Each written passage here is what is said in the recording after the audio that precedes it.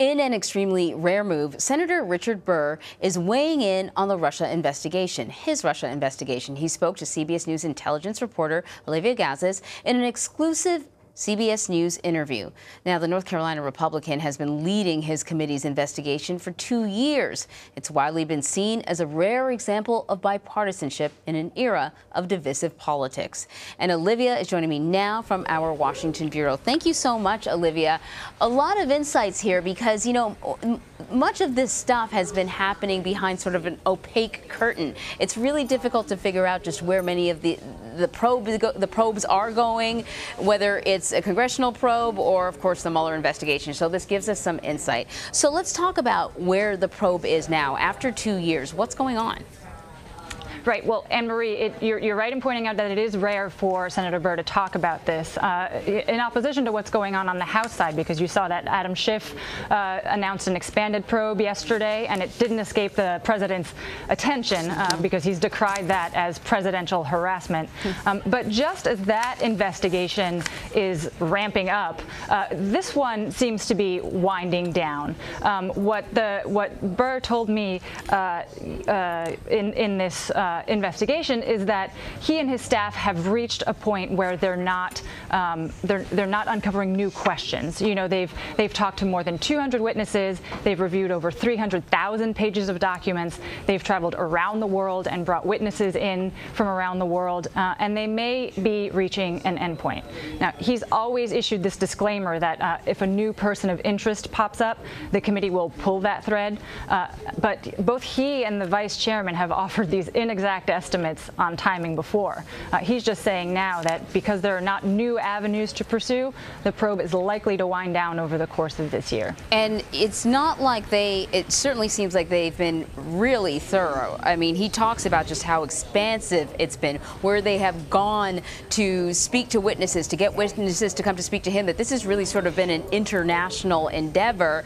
And it has evolved, starting in one place, but also folding in a few other issues that have been, you know, hot topics for the public.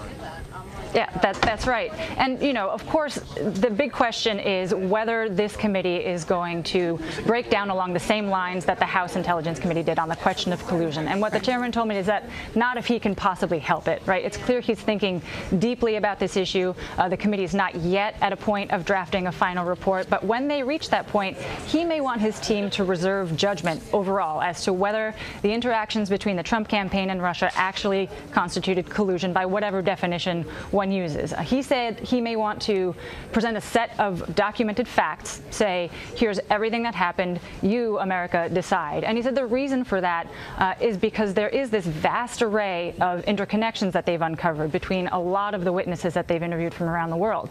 You know, he kind of joked that they assume every Russian that they talk to is tied to the intelligence community there. He said, you know, a whole lot of people seem to be on the payroll of this one billionaire, Oleg Deripaska. And because those relationships are so interconnected, a lot of them are long-standing, a lot of them have to do with business interests, they're pre-existing. So they may not at all be related to the 2016 campaign. So the motivation of some of those interactions is exactly what the committee is trying to study and sort out. But some of them may remain open questions for a long time. Very interesting. So let's talk a little bit about what you alluded to when we first started talking, which is the president's reaction to the Senate's investigation. Very different than the tweets and statements that he made slamming Adam Schiff and the House probe. In your interview with Senator Burr, he said, quote, "When you do something in public, you don't become the target of criticism or praise. That's fine with me." What can you tell us about this?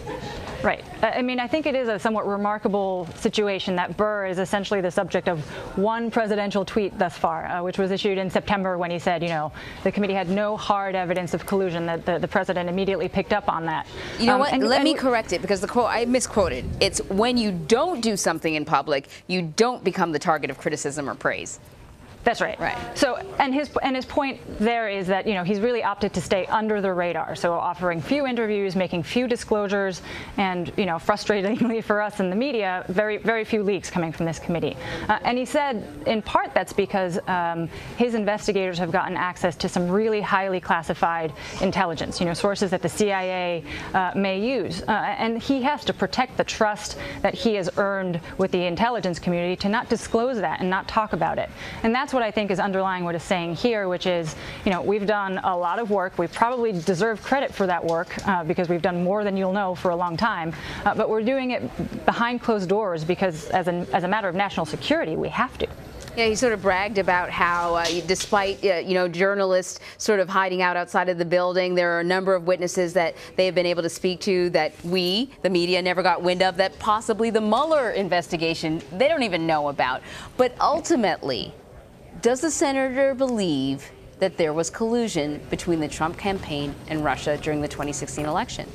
So the short answer is no. He personally does not believe that the committee has uncovered any evidence of collusion. What he told me is that if we write a report based on the facts that we have today, then we don't have anything to suggest that there was collusion by the Trump campaign and Russia. And that was kind of a more forceful version of what he said in September when he said that he had uncovered no hard evidence of collusion.